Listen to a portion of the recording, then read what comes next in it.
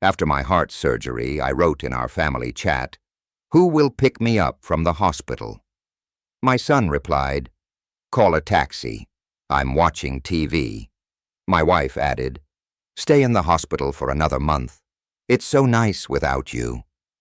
But when they saw me on the news that evening, their 67 calls went unanswered. What I did changed everything. Before we continue, please subscribe to the channel and write in the comments what time it is where you are now. The pain hit like lightning, splitting my chest in half. I gasped, eyes flying open to harsh white light that made my skull pound. Where was I? The room spun in sickening circles, white walls, beeping machines, tubes snaking from my arms like plastic vines. I tried to sit up. My body screamed in protest. Something was wrong, terribly wrong. My chest felt like someone had cracked it open with a crowbar. Through the thin hospital gown, I could feel thick bandages wrapped around my torso. "Mr. Thompson, you're awake." A woman in a white coat appeared beside my bed. She had kind eyes behind wire-rimmed glasses. "I'm Dr. Carter, your cardiologist. How are you feeling?" Like I got hit by a truck. My voice came out as a hoarse whisper. My throat burned raw. "What happened to me?" She checked something on the monitor beside my bed. The numbers meant nothing to me, but her expression remained calm and professional. "You underwent emergency cardiac surgery 2 days ago. Triple bypass. Your heart stopped for 47 seconds during the procedure." 47 seconds. The words echoed in my head like stones dropped in a deep well. Was I dead? Technically, yes, but we brought you back. She pressed her fingers against my wrist, counting my pulse. "You're going to be fine, Mr. Thompson. The surgery was successful. 2 weeks in the hospital for recovery, then gradual return to normal activities. 2 weeks. I looked around the sterile room again.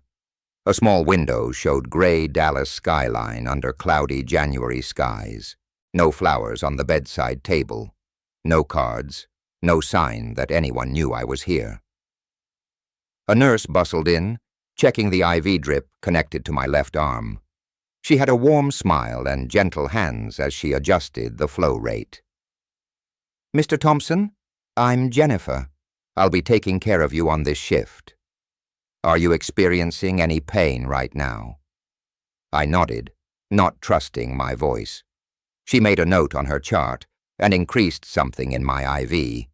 Within minutes, the sharp edges of pain began to soften. Dr. Carter pulled up a chair beside my bed.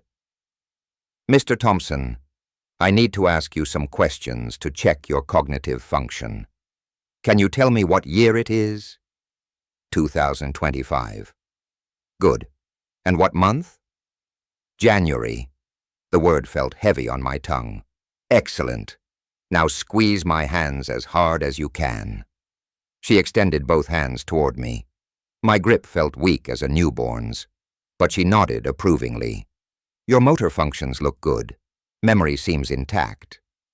She stood and made notes on her tablet. "The next few days will be about managing and beginning gentle movement. We'll have you walking short distances soon." After she left, I was alone with the machines and their endless beeping.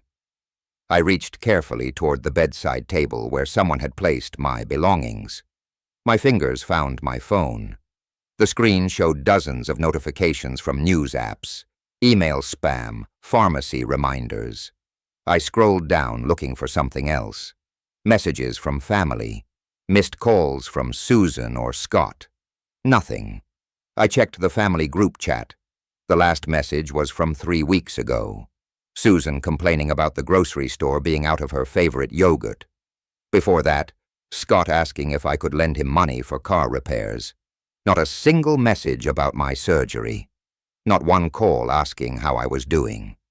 I set the phone down with trembling fingers and stared at the acoustic ceiling tiles above my bed. 47 seconds of being dead, and apparently no one had noticed I was gone. Not a single message. Not one call. I closed my eyes and let the silence of the hospital room wash over me. The antiseptic smell triggered something deeper.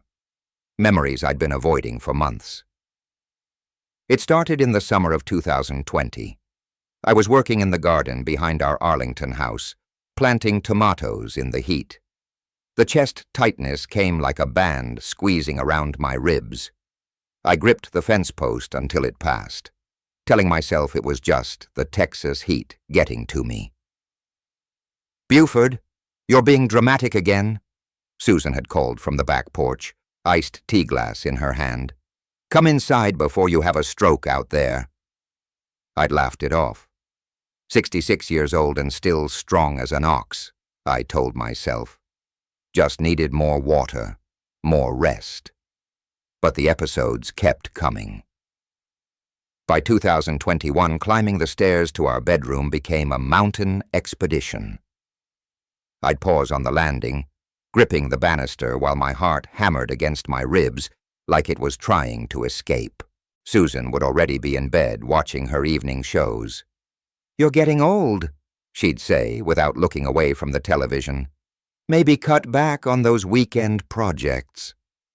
I never told her about the metallic taste that filled my mouth during the worst episodes, or how the world would tilt sideways when I stood too quickly. She had enough to worry about with her book club and charity meetings. Scott was even less helpful. When I mentioned feeling tired all the time, he'd shrug from his position on our living room couch. "Maybe see a doctor, Dad." "Actually, wait, that's expensive. Try some vitamins first." 28 years old and living in our basement. But he worried about my medical bills affecting his inheritance. The first real attack happened in our kitchen on a Tuesday morning in March, '3. I was making coffee when the pain hit like a sledgehammer to my chest. I grabbed the counter, coffee grounds scattering across the floor as I slid down to the cold linoleum. "Susan!" I called out, but my voice barely carried beyond the kitchen doorway. She found me, 10 minutes later, still on the floor, breathing in short gasps. "Oh, Buford, did you fall?" She helped me to a chair, but her attention was already shifting. "I've got my hair appointment in an hour. Are you okay to drive yourself to the doctor?" I drove myself to the emergency room instead. The young doctor who examined me had concerned eyes and steady hands. "Mr. Thompson, you've had a minor heart attack. We need to run more tests." The test showed what I'd feared but couldn't admit. Years of chest pain hadn't been aging or stress. My arteries were closing like old pipes, clogged with rust. "Without surgery, you have 6 months, maybe less," Dr. Martinez had told me in November. "But with triple bypass, you could have 10 good years ahead of you." I'd driven home in my old Chevy truck, hands shaking on the steering wheel. 10 good years. The question was whether I wanted to spend them with people who barely noticed when I was dying. The sound of my hospital room door opening brought me back to the present. Nurse Jennifer peeked in, checking on me with that warm smile. "How are you feeling, Mr. Thompson? Need anything for pain?" I looked at my phone again, still showing no messages from my family, just thinking about things. She nodded knowingly. Surgery gives people time to think. Sometimes that's good, sometimes not so much. After she left, I stared at the family group chat contact on my phone. My finger hovered over it, hesitating. 2 weeks since surgery, 2 weeks of silence. But maybe they didn't know. Maybe the hospital hadn't contacted them properly. Maybe there was still hope that 45 years of marriage and raising a son meant something. Maybe. The morning of January the 29th arrived crisp and bright through my hospital window. Freedom Day. I packed my few belongings into the old sports bag Susan had brought me years ago for weekend fishing trips. Each item folded carefully. My reading glasses, the paperback novel I'd barely touched, the pajamas that still smelled like home. My chest felt stronger today. The stitches pulled when I moved, but the crushing pain had faded to a manageable ache. Dr. Carter had signed my discharge papers with a smile and instructions to take it easy for the next month. "You're lucky to be alive, Mr. Thompson," she'd said during her final check. "Make the most of this second chance." I checked my phone for the 20th time that morning. Still nothing from Susan or Scott. 2 weeks of complete silence while I fought my way back from the edge of death. Maybe they thought I was still too sick for visitors. Maybe they were planning some kind of welcome-home surprise. I'd always been the one who handled medical emergencies in our family, driving Susan to her appendectomy, taking Scott to the emergency room when he broke his arm falling off his bike. They probably just didn't know how to act when I was the patient. I typed out a message in our family group chat. "Hi, everyone. I'm being discharged today and feeling much better. Can't wait to see you all," and I deleted it. Too long, too emotional. They'd think I was being needy. I tried again. "Hospital is releasing me today. Looking forward to coming home," and delete. Still too much. Third attempt. "The doctor says I can come home today. Would love to see everyone." My finger hovered over send. This felt right. Hopeful, but not desperate. I pressed send and set the phone on the bed beside my packed bag. The response came faster than I expected. Scott's name appeared first. "Call a taxi. I'm watching TV." I stared at the message, reading it 3 times to make sure I understood correctly. 47 seconds of being clinically dead, 2 weeks in intensive care, and my son couldn't be bothered to pause his television show. But Susan would be different. Susan would understand. We'd been married 45 years. She'd want to bring me home personally. Her message appeared below Scott's. "Stay another month in hospital. It's so good without you." The phone slipped from my hands onto the white hospital blanket. The words glowed on the screen like a neon sign announcing the end of everything I'd believed about my family. "Stay another month. It's so good without you." I sat heavily on the edge of the bed, my sports bag sliding to the floor with a soft thud. The morning sunshine streaming through the window felt like mockery now. My chest ached, but not from the surgery. This pain came from somewhere deeper. Somewhere that Dr. Carter's scalpel couldn't reach. Nurse Jennifer appeared in my doorway, clipboard in hand. She took one look at my face and stepped inside, closing the door behind her. "Mr. Thompson, you look pale. Are you having chest pain?" I shook my head, not trusting my voice. She picked up my phone from the bed and glanced at the screen. Her expression shifted from professional concern to something softer, sadder. "I'm sorry," she said quietly. "Family can be complicated." Complicated, that was one way to put it. Another way was that I'd spent 45 years of my life giving everything to people who saw me as nothing more than a paycheck and a caretaker. People who found my absence more pleasant than my presence. I looked down at my discharge papers spread across the hospital bed. Instructions for medication, follow-up appointments, warnings about avoiding heavy lifting, guidelines for my new life. But as I sat there in that sterile room, reading Susan's words on the screen of my phone, those papers began to look like something else entirely. Not just medical instructions, they looked like freedom. The papers in his hands weren't just discharge instructions anymore. They were evidence of 45 years of being a fool. I walked out of Memorial Hospital on unsteady legs, each step reminding me that I'd almost died, and nobody cared. The taxi driver was a weathered Hispanic man with kind eyes. "Tough day at the hospital, amigo. Tough 45 years. The words came out before I could stop them. He glanced at me in the rearview mirror as we pulled into Dallas traffic. "Surgery." I nodded, settling back against the vinyl seat. The discharge papers crinkled in my lap. And suddenly I was remembering another time I'd held important papers in shaking hands. 1982. Scott was just a baby, and I was 25 with dreams bigger than our small apartment. I'd saved for 2 years to buy that motorcycle. A beautiful Harley-Davidson that made me feel alive every time I fired up the engine. But babies need cribs, not motorcycles. The bike has to go, Susan had said, bouncing Scott on her hip. We need the money for baby furniture. I'd polished that chrome one last time before putting the for sale sign on it. $3,000 for freedom traded away for responsibility. I told myself it was temporary, just until Scott got older. The taxi passed a motorcycle dealership.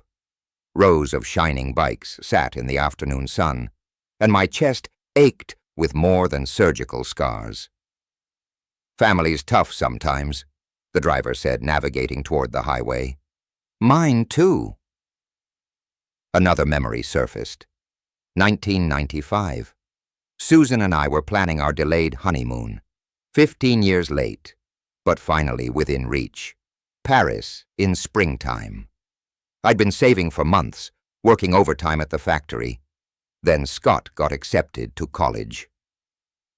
Europe will always be there, Susan had said, tears streaming down her face as she tore up the travel brochures. Scott's education is more important. 4 years of college expenses. The Paris dreams went into a box with my other postponed happiness. We were passing through downtown now, the glass towers reflecting the gray January sky. I remembered driving the same route in 2003, exhausted from pulling double shifts, while Susan stayed home, watching her soap operas. When do I get to rest? I'd asked her once, collapsing into my recliner after 16 hours at the plant. When Scott graduates and gets a good job, she'd promised. Then we'll have time for us. Scott graduated. Then he needed help with rent. Then a car loan. Then seed money for his graphic design business that folded within 6 months. The business loan memory hit hardest. 2010. I'd signed papers putting our house as collateral while Scott sketched grand plans on restaurant napkins. This is our ticket, Dad.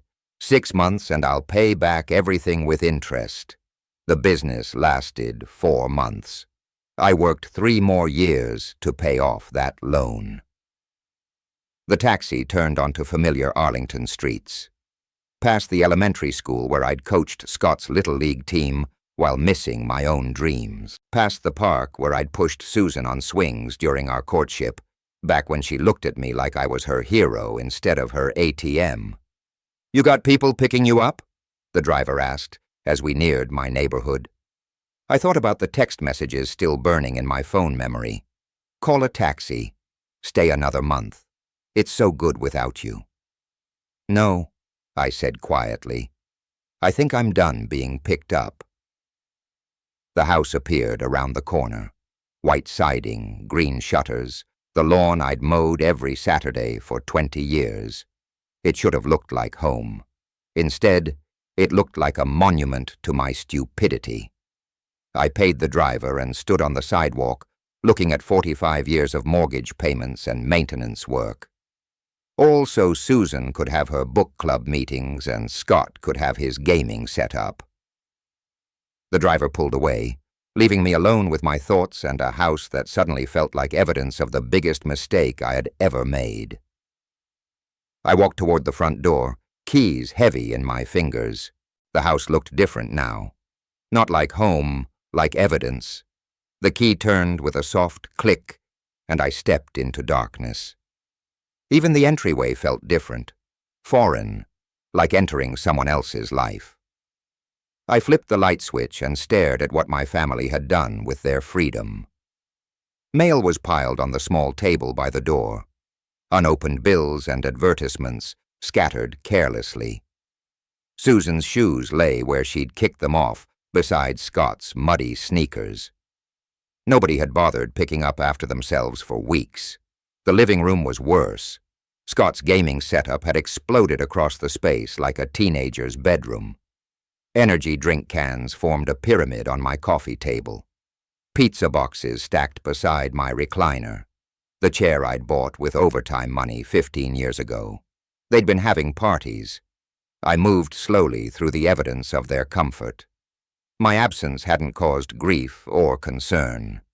It had caused celebration. The kitchen told the same story. Dishes piled in the sink, takeout containers filling the trash. The refrigerator held expensive wine and premium ice cream, luxuries they'd bought while I was fighting for my life. But my study was the final insult. They'd turned it into storage. Boxes of Susan's craft supplies covered my desk. Scott's old computer equipment was stacked on my bookcases. Dust had settled over the family photos I'd arranged so carefully on my shelves. 47 seconds. I'd been dead for 47 seconds, and they'd used my personal space as a closet. I sat heavily in the one chair they hadn't covered with their belongings. The combination to my safe was still burned into my memory. Scott's birthday. How fitting. The safe opened with a soft, mechanical whisper. Inside, my will sat in its blue legal folder, right where I'd left it months ago. I pulled it out with steady hands and read the provisions I'd crafted so carefully. To my beloved wife, Susan Thompson, the house and all personal property. To my son, Scott Thompson, all financial assets, including retirement accounts, to be divided equally upon my death. Beloved wife, I laughed bitterly, the sound echoing in my violated study. The woman who told me to stay in the hospital another month because it was so good without me. My son, the 38-year-old man who couldn't pause his television show to pick up his dying father. I walked to the family photos on my dusty shelves. Wedding pictures showed a young couple full of hope. Scott's baby pictures captured innocent smiles and tiny hands reaching for the camera. Vacation photos documented trips I'd paid for but barely enjoyed. Always worried about the cost. In every picture I was smiling. The provider, the protector, the fool. I opened my phone and searched Estate Attorneys Dallas. The screen filled with law firm names and phone numbers. Professional people who understood that wills could be changed, that inheritance was a privilege, not a right. Jonathan Hale and Associates appeared at the top of the list, experienced in estate planning and charitable giving. Perfect. I looked around my study one more time, at the boxes covering my desk, at the dust on my personal belongings, at the evidence of my family's disrespect. Then I looked at the will in my lap. Tomorrow I would call Mr. Hale. Tomorrow I would fix the biggest mistake of my life. Tonight I would plan exactly how to give my family what they deserved. Nothing. The elevator climbed past floor after floor, each number bringing me closer to justice. 15 floors up in this downtown Dallas high-rise, Jonathan Hale waited with the power to rewrite my family's future. A week had passed since my homecoming revelation. 7 days of research, planning, and gathering documents.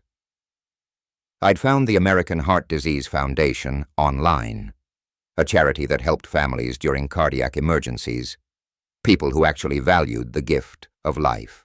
The elevator doors opened to a hallway lined with mahogany and brass. Hale & Associates was etched in gold letters on frosted glass doors. Mr. Thompson. The receptionist's smile was professional and warm. Mr. Hale is ready for you. Jonathan Hale's office overlooked downtown Dallas through Florida to ceiling windows. Law books lined the walls between framed degrees from universities I'd never dreamed of attending. He was younger than I'd expected, maybe 55, with silver hair and intelligent eyes. Please sit down. He gestured to a leather chair across from his massive desk.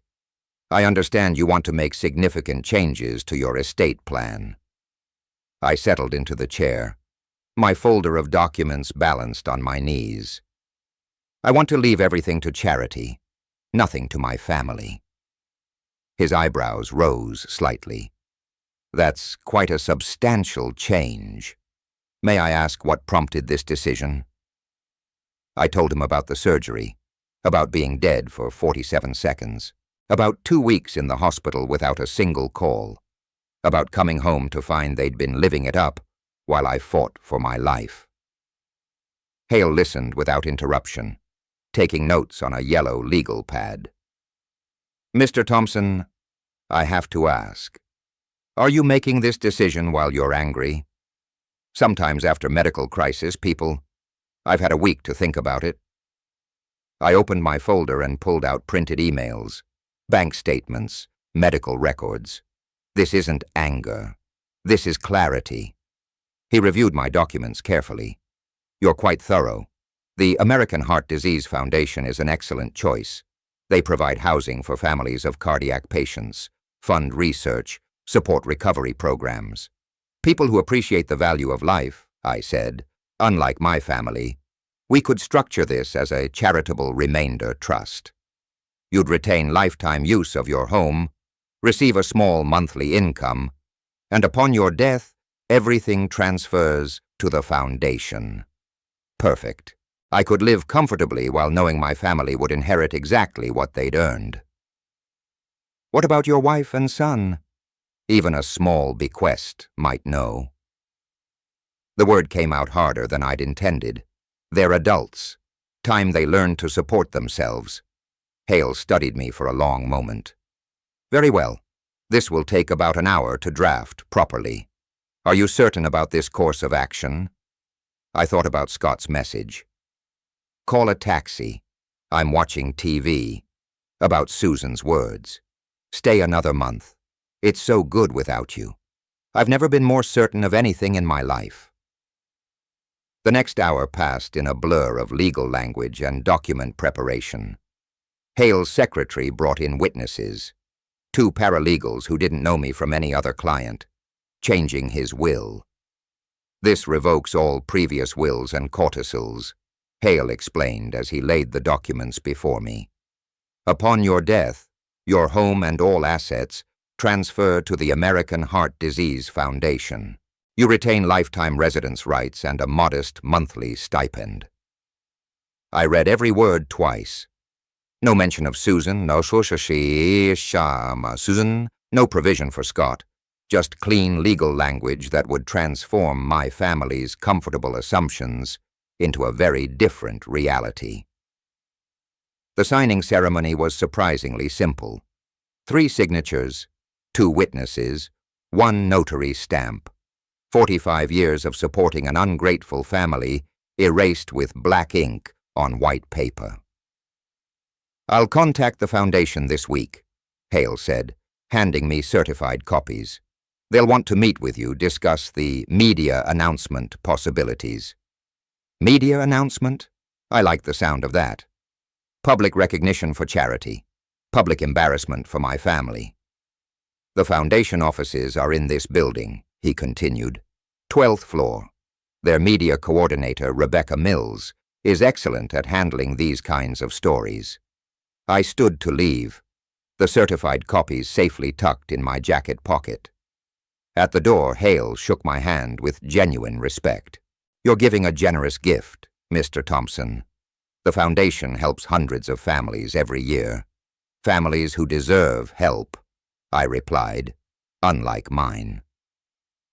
The hallway seemed brighter as I walked back to the elevator.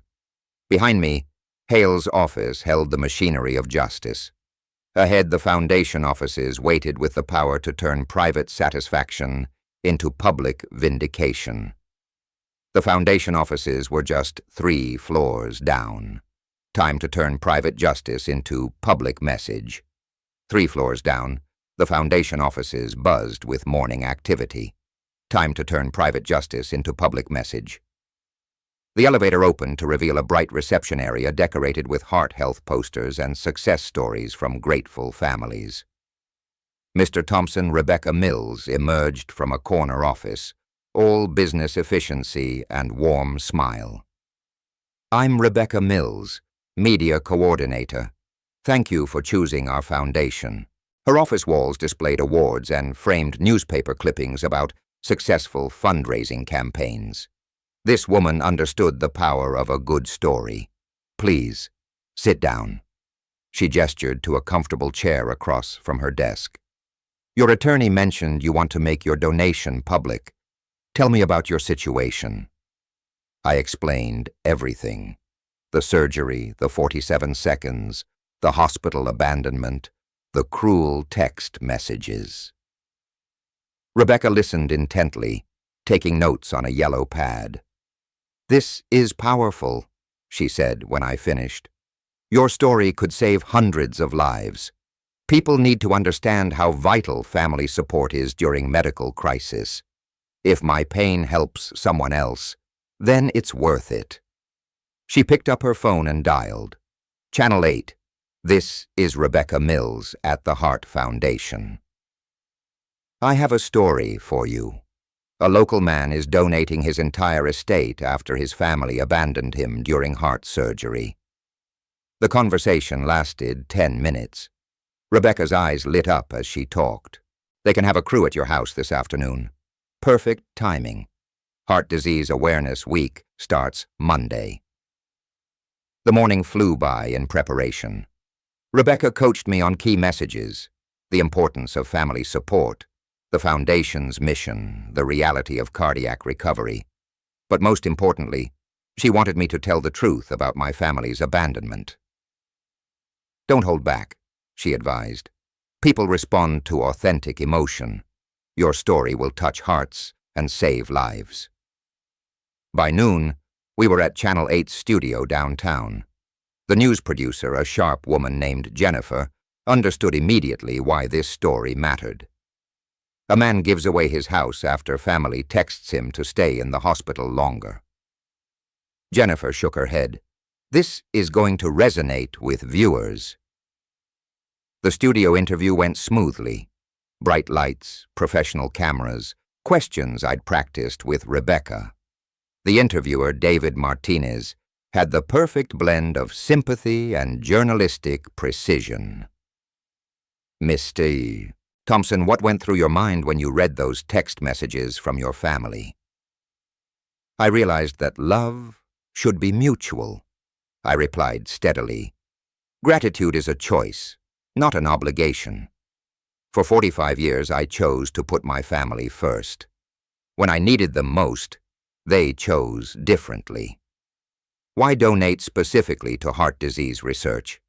They saved my life when my heart stopped for 47 seconds. My family didn't seem to care whether I lived or died. After the studio interview, the crew followed me home to Arlington. Neighbors peeked from behind curtains as the Channel 8 van parked in my driveway. Professional cameras captured the house that would soon belong to the foundation. Inside, David asked more personal questions while the camera rolled. We sat in my living room, the same room where Scott had expanded his gaming setup during my hospitalization. This is where you recovered after coming home from the hospital. This is where I discovered they'd been living comfortably without me, having parties, ordering expensive food, using my study for storage. The camera panned across family photos on the mantel. Wedding pictures, Scott's graduation, vacation memories, all funded by my sacrifices, all witnesses to my wasted devotion. Do you have any regrets about this decision? I looked directly into the camera. My only regret is that it took me 68 years to understand my own worth. The crew finished filming by late afternoon. David shook my hand with genuine respect. This will air tonight at 6 o'clock. I expect it'll get picked up by other stations, too. I spent the evening at a quiet restaurant downtown, my phone buzzing occasionally with messages from Rebecca about social media preparation. The Foundation's online team was ready to capitalize on the story's impact. At exactly 6 o'clock, I watched myself on the restaurant's television. The news anchor introduced the story with perfect dramatic timing. A Dallas area man is making headlines tonight after donating his house to charity. But it's the reason behind his generosity that has everyone talking. My face filled the screen.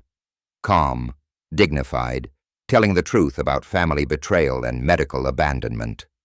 The segment included footage of my house, my explanation of the foundation donation, and Rebecca's comments about the importance of supporting cardiac patients.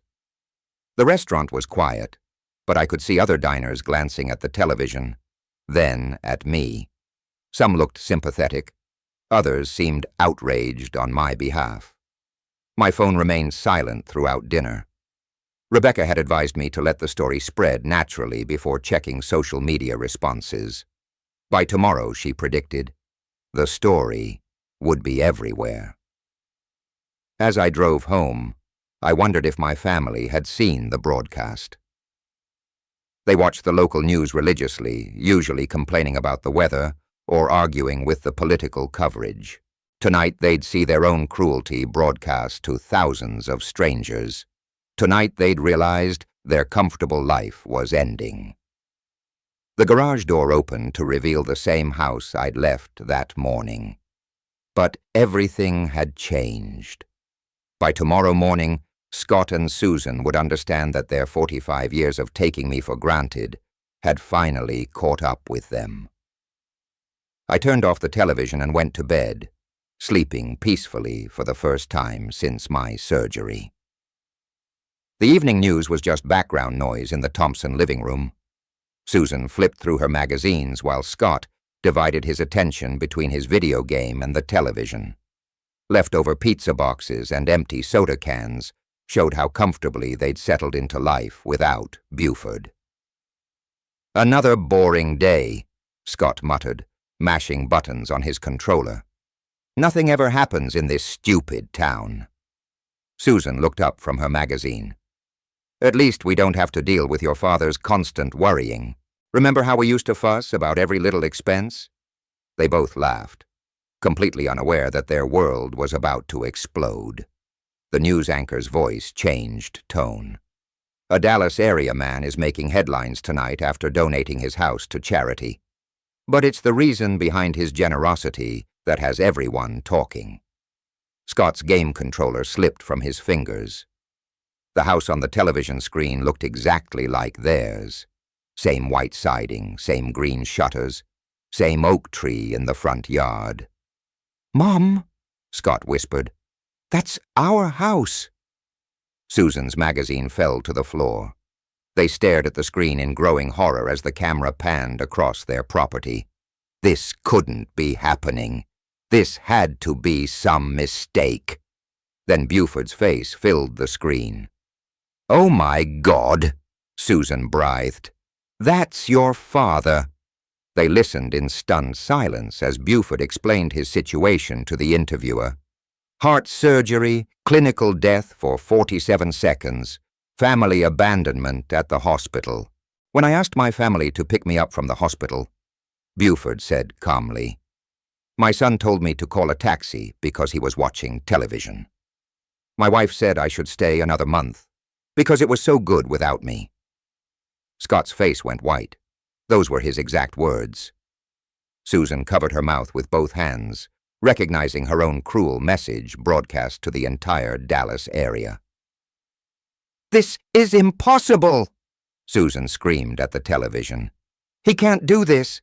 That's our house." The news segment continued with Buford explaining his decision to donate everything to the Heart Disease Foundation. No mention of family inheritance, no provision for Susan or Scott. "Call him." Susan grabbed Scott's arm, shaking him. "Call him right now." Scott fumbled for his phone, hands trembling as he dialed his father's number. The call went straight to voicemail. "Dad, it's Scott. We just saw the news. What are you doing? Call us back immediately." Susan snatched the phone and tried herself again. Voicemail. Buford Thompson. This is your wife. You call me back this instant. This is insane. They called repeatedly for the next hour. After the 10th attempt, Buford's phone stopped ringing entirely, going directly to voicemail every time. Meanwhile, the story was exploding on social media. Scott's Facebook feed filled with shares of the news segment. Friends and neighbors were commenting, recognizing their house, expressing outrage at the family's behavior. "Look at this." Scott showed his mother the screen. "Everyone's calling us monsters. They're saying we deserve this." Susan was crying now, mascara streaming down her cheeks. "Where will we go? We have no money. Everything is in his name." The reality was sinking in.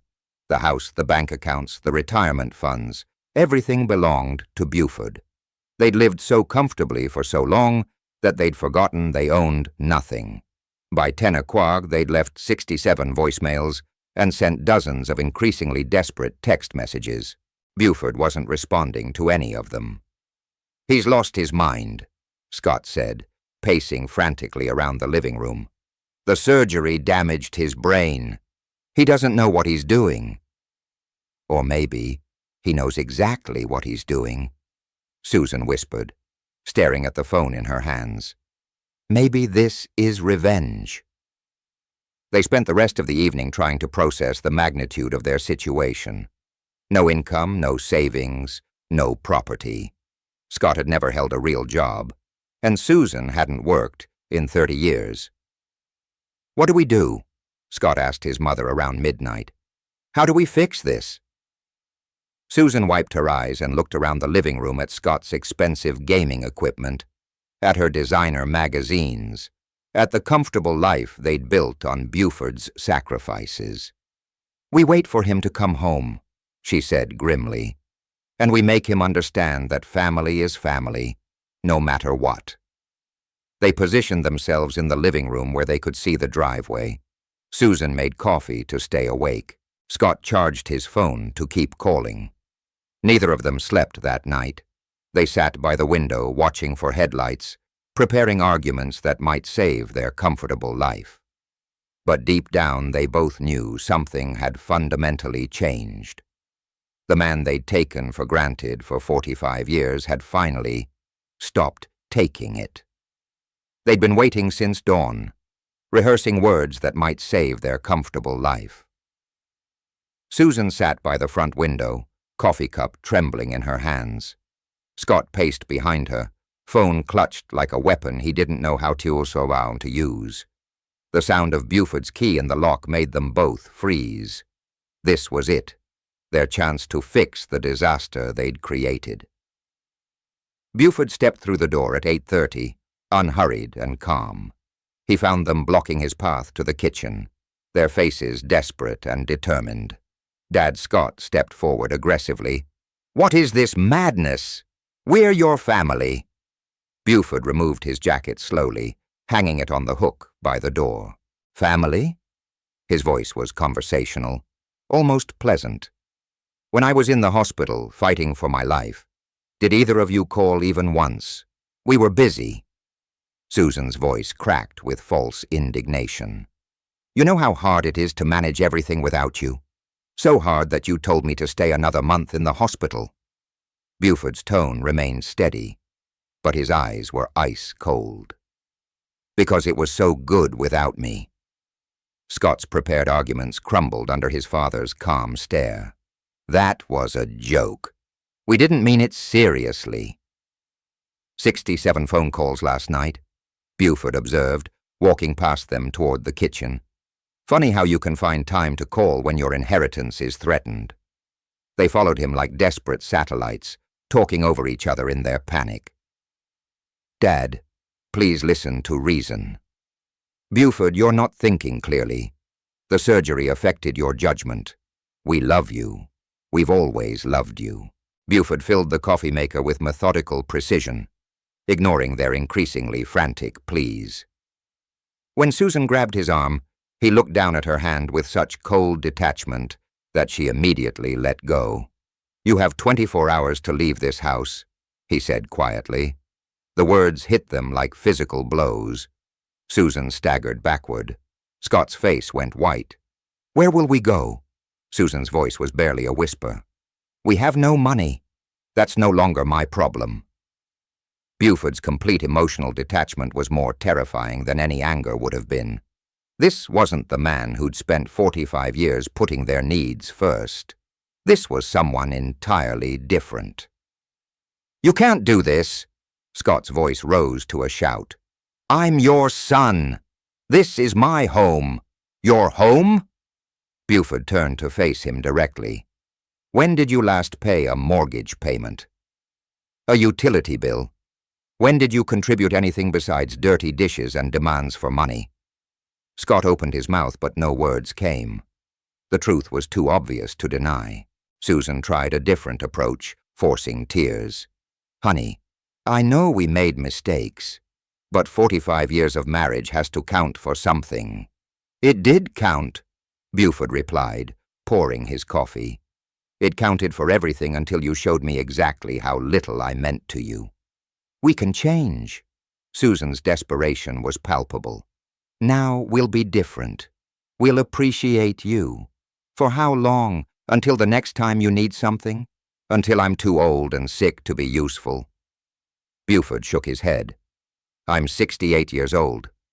I don't have time to wait for you to become decent people." He walked to the kitchen table and sat down with his coffee, opening the morning newspaper as if they weren't there screaming at him. "The foundation will take possession next month," he said without looking up. "You have until then to find somewhere else to live." Scott slammed his hand on the table.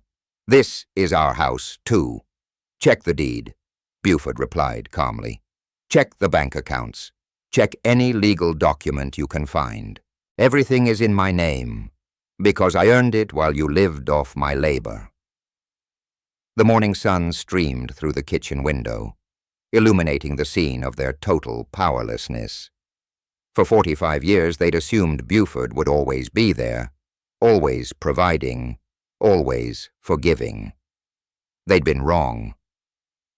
Susan collapsed into a chair, finally understanding the magnitude of their situation.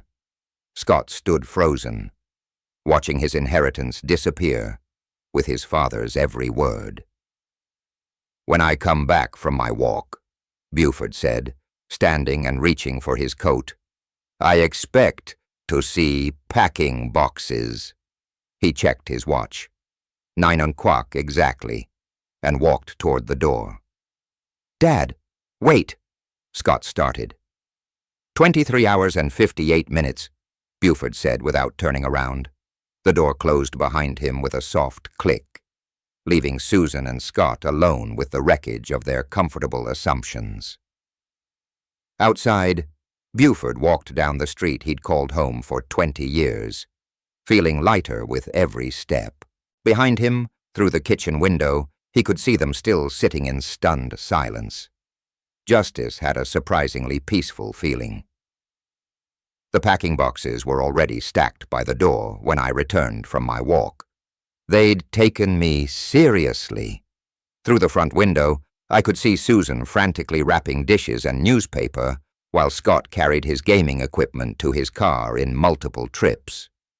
I settled into the rocking chair on the front porch with my morning coffee, positioning myself with a clear view of their desperate activity. The morning was crisp and clear, perfect weather for new beginnings. "Dad, this is your last chance," Scott called out as he struggled with a heavy computer monitor. "We can fix everything." "You had 45 years for chances," I replied, not looking up from my newspaper.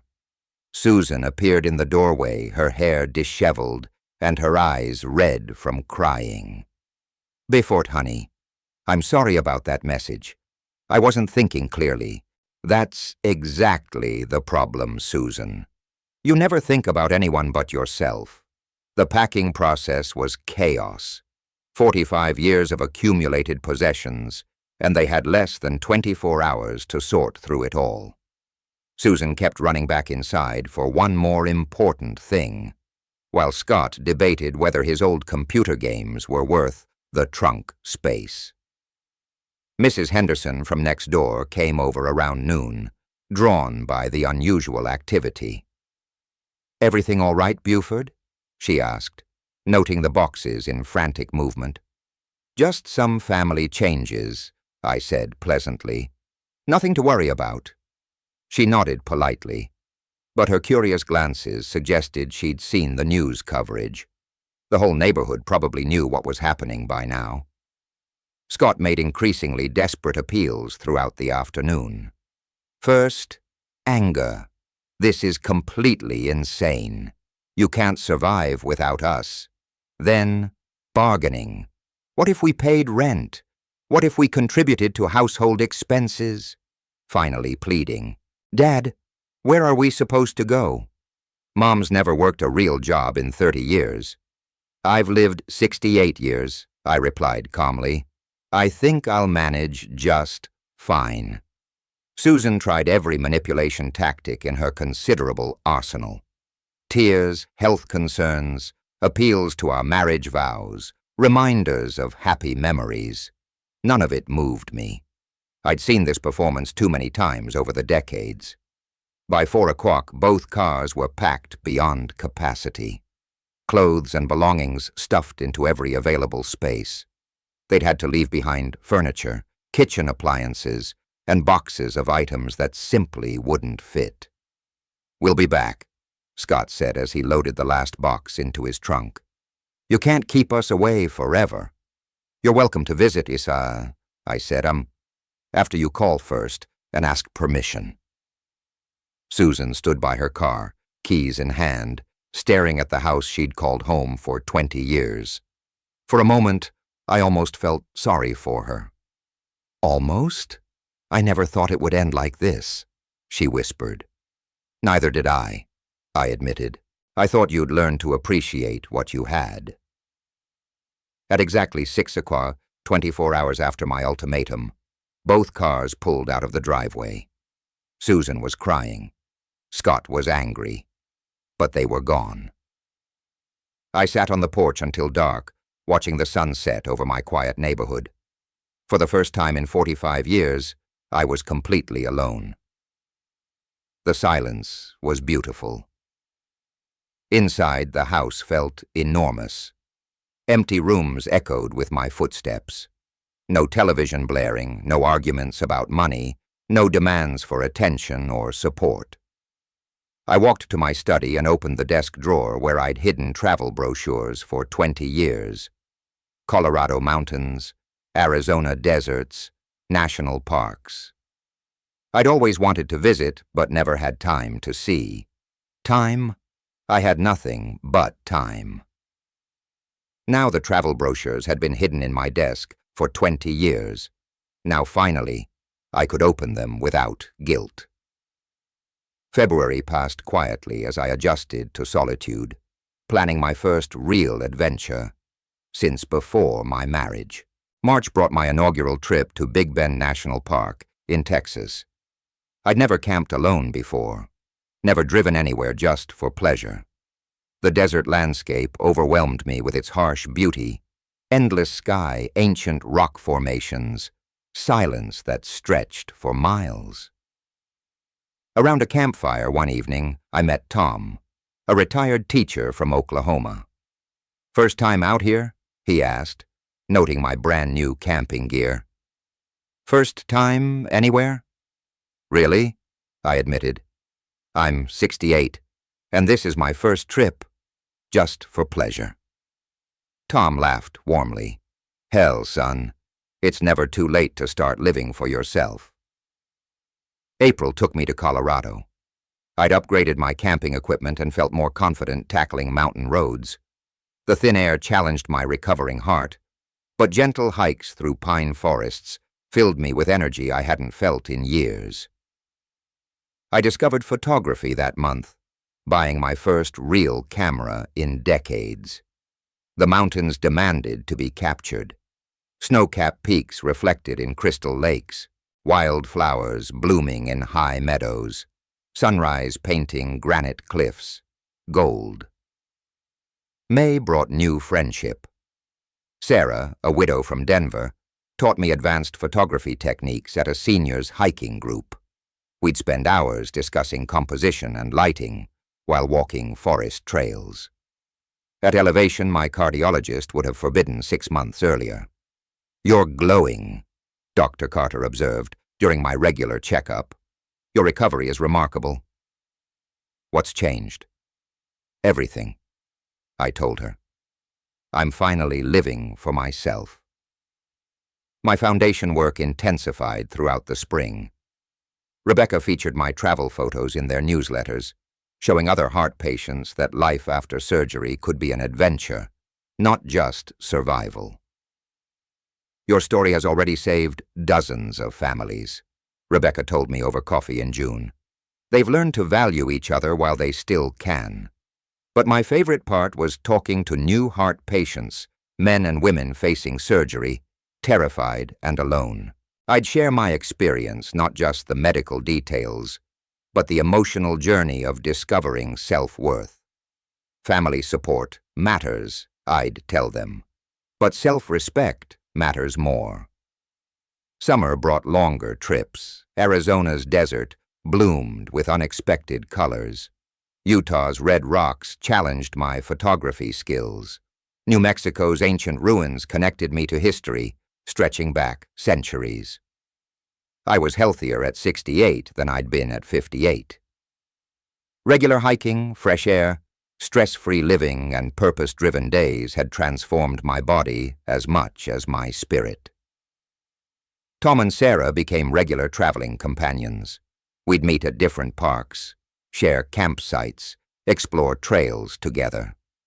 For the first time in my adult life, I had friends based on shared interests rather than family obligation.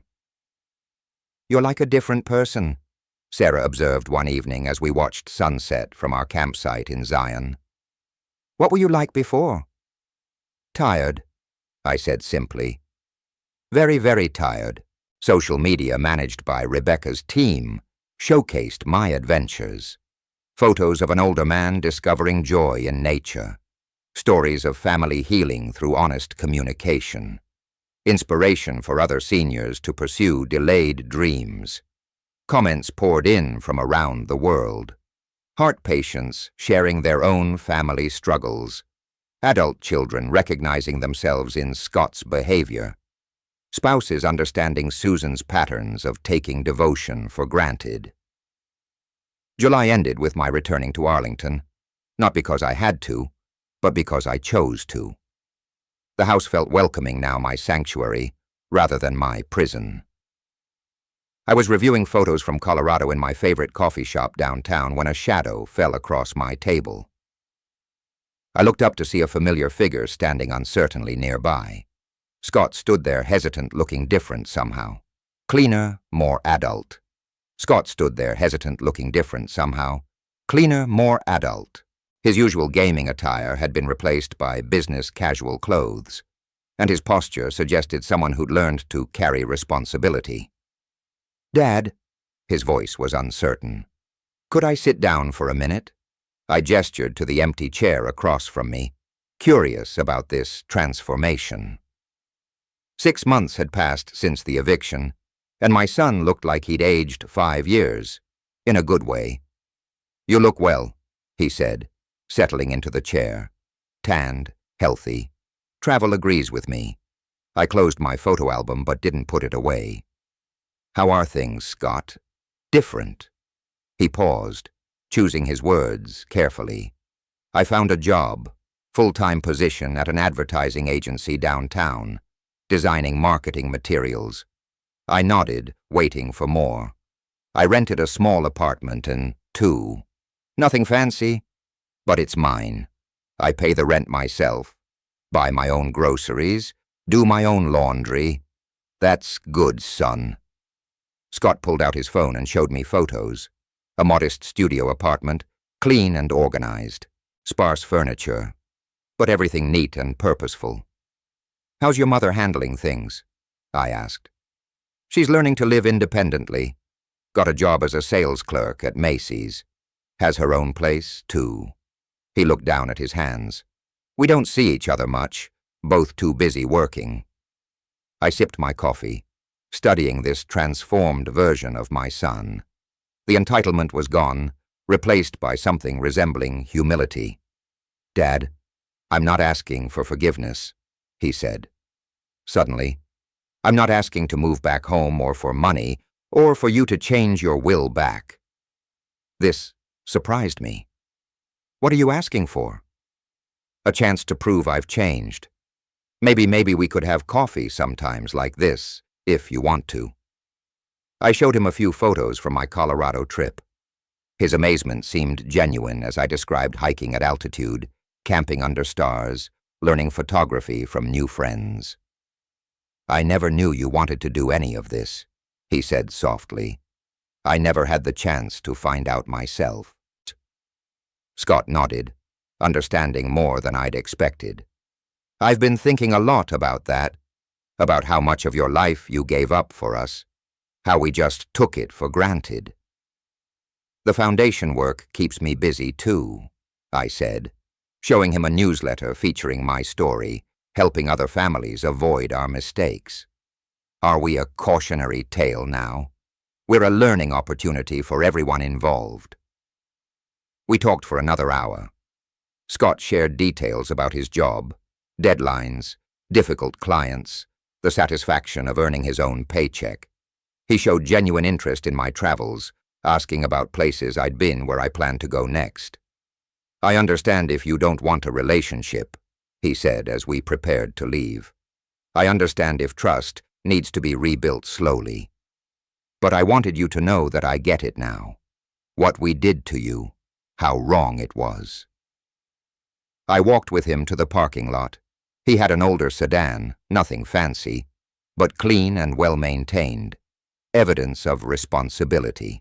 "Scott," I said as he reached for his car door, "maybe we could do this again in a month or so." His smile was cautious but hopeful. "I'd like that." "No promises about anything else," I clarified. "I'm not changing my will back. I'm not looking for a traditional father-son relationship. But maybe we can build something new, something healthier." "I understand," he said. "And Dad, I'm glad you're happy. Finally." I watched him drive away, noting how carefully he checked his mirrors, how he signaled properly at every turn. Small things, but they suggested someone who'd learned to pay attention to details. The afternoon sun was warm on my shoulders as I walked to my own car. Tomorrow I was planning a trip to Arkansas, exploring the Ozark Mountains. Next month, maybe Maine, for fall foliage photography. My phone buzzed with a text from Tom. "Sarah found a great campsite in Utah for October. You interested?" I typed back, "Absolutely. Send me the details." 6 months ago, I'd been a dying man, ignored by his family. Today I was alive, healthy, and surrounded by people who chose to be in my life rather than people who felt obligated. The difference I'd learned was everything. I drove home through Arlington's familiar streets, past the coffee shop where Scott and I had just shared an honest conversation, past Mrs. Henderson's house, where she waved from her garden, past the Heart Foundation office, where Rebecca was planning next month's awareness campaign. Home to a house that was finally truly mine. Home to a life I'd built for myself, one careful choice at a time. Some stories end with grand gestures and dramatic reconciliations. This one ended with something more valuable, the quiet satisfaction of a man who'd learned to value himself as much as he'd once valued others. And maybe, just maybe, the possibility that love could grow in healthier soil than obligation. The sun was setting as I pulled into my driveway, painting the sky the same colors I'd photographed in Colorado. Beautiful, peaceful, and entirely my own. If you like this story, please like this video. Subscribe to the channel and share your impressions of this story in the comments. To listen to the next story, click on the box on the left. Thank you for watching.